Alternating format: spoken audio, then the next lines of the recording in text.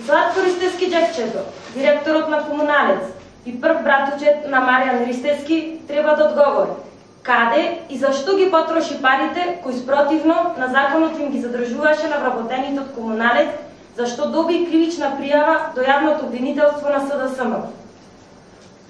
Да одговори зошто 2 години поред распишува тендери од по 6 милиони денари за набавка на ситен инвентар и потрошен материјал и зошто ги добива само добро познатата фирма Електроточила инженеринг. Господа од ДПМН, ако сакате да споредуваме кадар за идните избори, ве повикуваме да соберете храброст и конечно да излезете и да кажете кој е вашиот кандидат за градоначалник на следните локални избори. Што се однесува до Маријан Ристевски и неговиот тим на директори, тие се веќе прочитана и завршена приказна.